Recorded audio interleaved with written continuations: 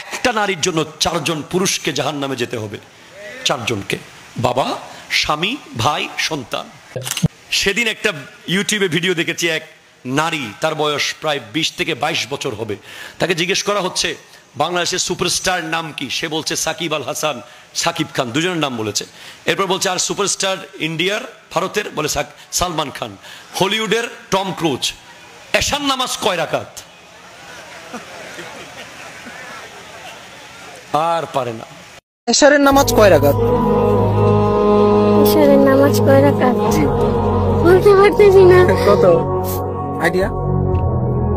ভুলে গেছি। তাই? বাংলাদেশের সুপারস্টার কে? সাকিব আল হাসান। বাংলাদেশের সুপারস্টার সাকিব আল হাসান। আচ্ছা, ভালো বলছেন। বলিউডের সুপারস্টার কে? শাহরুখ খান। আচ্ছা, হলিউডের সুপারস্টার কে? Tom cruise. আচ্ছা, তাহলে এশার নামাজ কয় রাকাত? মানে বলিউড হলিউডের খবর রাখেন, এশার নামাজ কয় রাকাত সেটা জানেন না? হ্যাঁ, এটাই বাস্তবতা। আপনি এখানে জিজ্ঞেস করলে এখন 11 জন প্লেয়ারের নাম গড়গড় বলে দিবে। আপনি এখন 10 জন জান্নাতের সুসংবাদ প্রাপ্ত সাহাবার নাম জিজ্ঞেস করেন তো, 5 জনও পারবে না। কেন? কেন পারবে না? কারণ আপনার বাসায় তো physics, chemistry, biology, geography, algebra, grammar দিয়ে একেবারে সকাল থেকে রাত পর্যন্ত তাকে আপনি বিজি করে দিয়েছেন। আমি কি রং বললাম কিছু?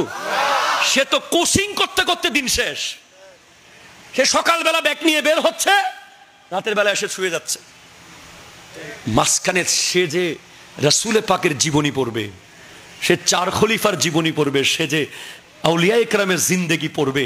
আপনার বাসায় ফুটবল বিশ্বকাপ দেখার জন্য যেই আয়োজন, যে বিশাল স্ক্রিন, সবাইকে ফোন করেন বন্ধু বান্ধব, আসো, চানাচুর আনো, চিপস আনো, কোক আনো, সবাই মিলে বসে আজকে খেলা আমার বাসায় হবে। আপনি কোনোদিন কি সেভাবে ইসলামী মজলিস করেছেন বাসায়? কোনোদিন করেছেন?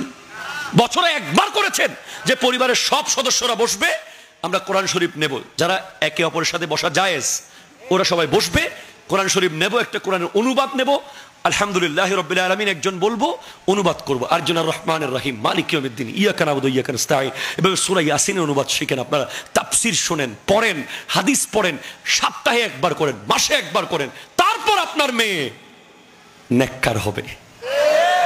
ঠিক কিনা বলেন? বলেন বলেন। আপনি তো প্রাউড ফিল করছেন, আমার মেয়ে স্মার্ট, স্মার্টার, সে কলেজে যায়, সে ইউনিভার্সিটিতে পড়ে, আপনি গর্বিত তাকে নিয়ে। আপনি তো বোরকা পরান নাই তাকে। দোষ প্রথমে আপনার, ঠিক কিনা বলেন? As a father, as a brother, as a son, as a husband, 4th of you will responsible। 4 জন দায়ী থাকবে এজন্য। 4 জন। একটা নারীর জন্য 4 জন পুরুষকে জাহান্নামে যেতে হবে। 4 জনকে, বাবা, স্বামী, ভাই, সন্তান। মা বোনদের বলছি, উম্মুল মুমিনিন খাদিজাতুল কুবরা রাদিয়াল্লাহু তাআলা আনহা কোন নারী বা কোন মানুষের মতো মনে করবেন না, উনি একটা বিশ্ববিদ্যালয়। ওনার থেকে আপনি কি শিখতে পারেন? সময় আছে তো? 2টা জিনিস শিখেন। 1, স্বামীর সেবা। উনি আমার নবীর জন্য 550 ফুট উপরে ভাত খাবারের পুটলি নিয়ে উঠে যেতেন। বয়স তখন ওনার 40-এর উপরে। আবার এমন প্লেন রোড, এখন যে মক্কায় গেলে আপনি দেখবেন গাড়ে হেরাতে এখন যে সিঁড়ি করে দেয়া হয়েছে, যেই সুযোগ তখন ছিল না। কাটা, পাথর, সাপ, বিচ্ছু, বাঘ, ভাল্লুক, এর ভিতরে স্বামী তো স্বামী নয়, রাসূলুল্লাহ সাল্লাল্লাহু আলাইহি ওয়াসাল্লামের জন্য উনি খাবারের পুটলি নিয়ে উঠে যেতেন 550 ফুট উপরে। সেকেন্ড ওয়ান, মক্কার সব পয়সাওয়ালা নারীরা ওনাকে অ্যাভয়েড করা শুরু করলো। এই খাদিজা, তুমি এক এতিমকে বিয়ে করেছো, তুমি এত বড় বিজনেসম্যান, এত বড় এস্টুকেট ফ্যামিলির নারী, এলিট সোসাইটি বিলং করো, তুমি একটা এতিমকে শাদী করেছো। উনি গর্বের সাথে বলেছেন, তোমরা যাকে এতিম বলছো তার কদমে আমি জান্নাত দেখেছি।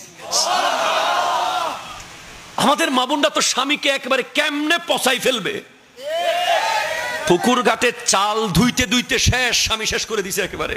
আরে কইও না, কি একটা বিয়ে করছি জীবনে, কিচ্ছু পাই নাই, এক বড়ি স্বর্ণ দেয় নাই, একটা ভালো শাড়ি দেয় নাই। No my dear mother, sister, concentrate, listen to me. আপনার স্বামীকে আপনার জন্য লিবাস বলা হয়েছে কোরআনে। আল্লাহ কোরআনে অনেক উদাহরণ দিতে পারতেন স্বামী স্ত্রীর। আল্লাহ বলতে পারতেন স্বামী স্ত্রীর জন্য চাঁদ, স্ত্রী স্বামীর জন্য সূর্য, বলতে পারতেন স্বামী স্ত্রীর জন্য তারা, স্ত্রী স্বামীর জন্য ফুল। পৃথিবীতে কত কিছু ছিল উদাহরণ দেয়ার, কিন্তু আল্লাহ বলছেন হুন্না লিবাসুল লাকুম ওয়া আনতুম লিবাসুল লাহুন্না। স্বামী হলো স্ত্রীর কাপড়, স্ত্রী স্বামীর কাপড়।